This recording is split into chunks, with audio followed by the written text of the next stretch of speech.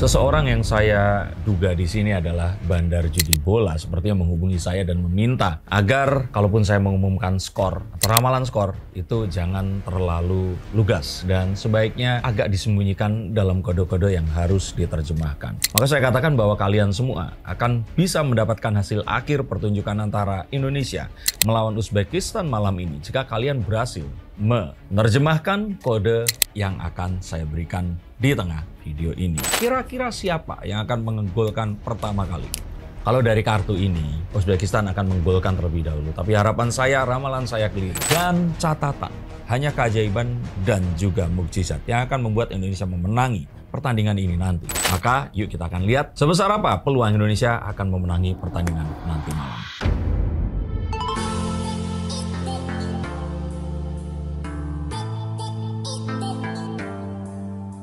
Halo Science-Seekers, kembali berjumpa bersama saya Denny Darko. Tidak ada yang namanya misteri, yang adalah tanda-tanda yang kita semua coba untuk mengerti. Yang kemarin sempat nonton video saya, terus kemudian bilang itu pas, akurat dan sebagainya. Walaupun saya sudah sempat menutupinya dengan beberapa kemungkinan yang lain, tapi kan kalian akhirnya tahu bahwa sebenarnya apa yang kemarin terjadi itu sempat saya sebutkan dalam video saya sebelumnya. Nah, malam ini akan seperti apa? Coba tulis komentar kalian setelah kalian nonton video ini. Pertandingan antara Indonesia melawan Uzbek setelah menumbangkan raksasa sepak bola Asia, Korea Selatan, yang Korea ini berhasil menang dari Jepang sebelumnya, dan dibandingkan dengan kesebelasan lainnya yang ada dalam semifinal ini, kecuali Jepang ya, Korea ini adalah kesebelasan yang memiliki peringkat FIFA nomor 2 tertinggi setelah Jepang. Kira-kira akan seperti apa nanti malam? Dan bagaimana pemilihan wasit?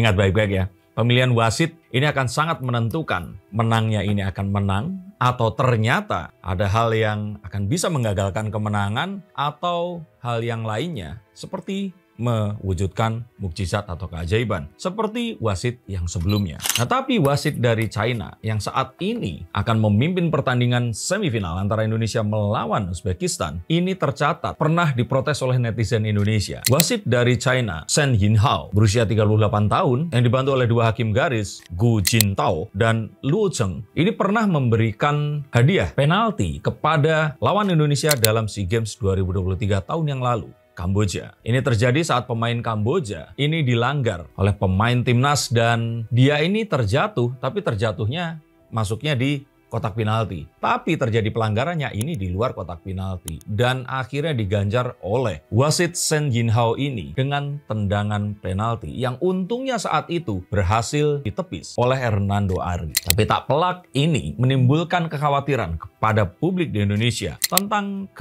netralan dan keadilan dari wasit berusia 38 tahun ini. Bagaimana menurut pendapat kalian? Tapi kalau menurut saya, malam ini dia akan menentukan Indonesia akan menang atau akan terjadi hal yang malah tidak diinginkan. Nah, wasit VAR-nya ini nggak kalah kontroversial.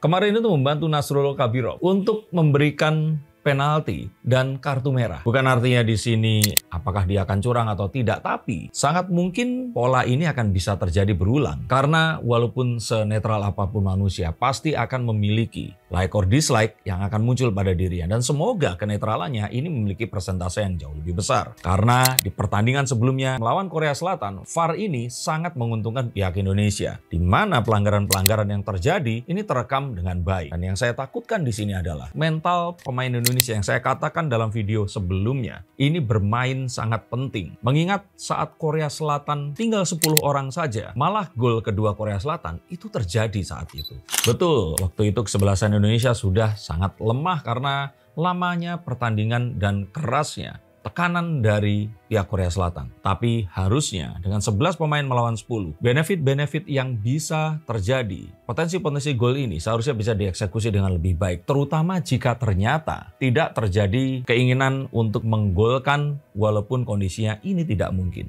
Maka dari the Ace of Cups seharusnya mental ini akan lebih baik lagi. Terutama hari ini baru diumumkan bahwa pengusaha-pengusaha besar di Indonesia ini berkumpul dan mendonasikan sebesar 23 miliar rupiah untuk kesebelasan Indonesia dalam pertandingannya nanti malam. Ini kalau dibagi rata, tiap pemain mungkin bisa dapat 1 miliar, tapi kan nggak gitu juga ya bagiannya. Apapun ini, kita harus katakan bahwa Rizky Ridho dan kawan-kawannya ini harus bermain apik, harus bermain rapih. Tidak boleh ada pelanggaran yang diketahui. Atau tidak boleh ada sebuah pancingan emosi yang terus kemudian mengarah kepada kartu kuning yang ditakutkan akan bisa terjadi. Bahkan kartu merah yang kalau ini sampai terjadi maka kekalahan ini sudah akan pasti di depan mata kita. Semoga mukjizat akan bisa terjadi kalaupun ternyata terjadi hal seperti itu. Tapi kita harus tahu bahwa pemain-pemain yang saat ini akan ada, ini adalah pemain yang juga kemarin di SEA Games itu ikut bertarung. Nama-nama seperti Hernando Ari, Komang Teguh, Marcelino Ferdinand, Muhammad Ferrari, dan Rizky Ridho bukanlah anak kemarin sore yang akan terpaku kepada ranking FIFA. Ini terbukti dengan pertandingan yang sebelumnya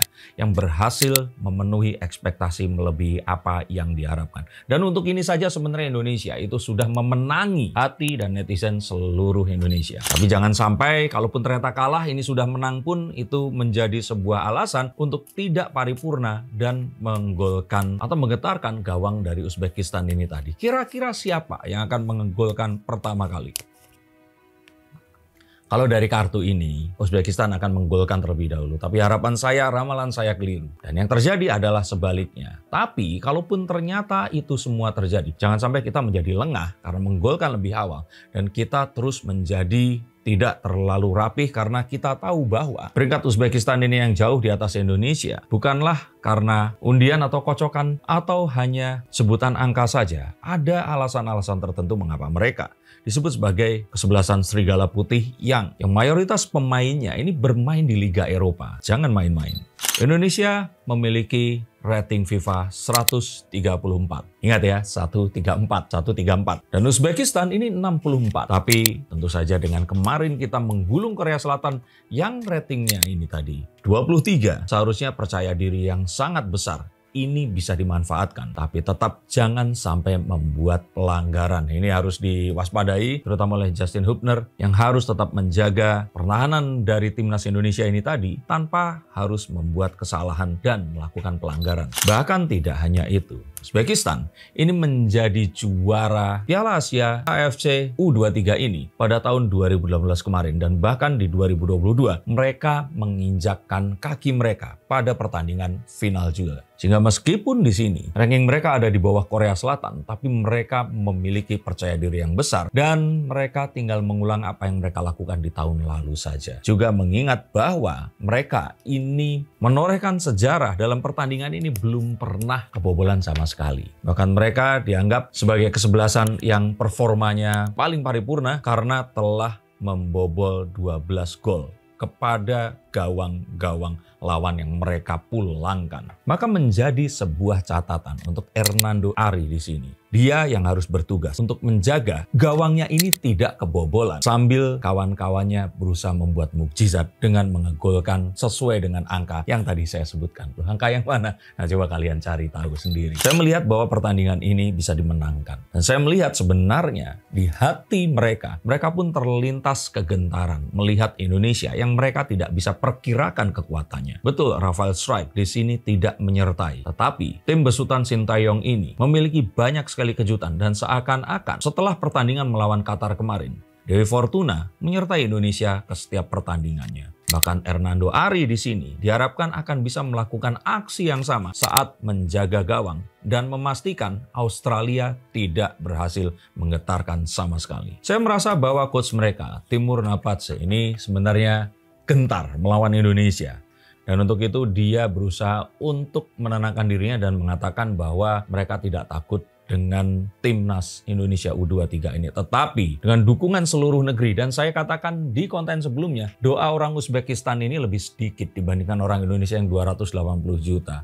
Seharusnya keajaiban-keajaiban ini sangat mungkin untuk terjadi.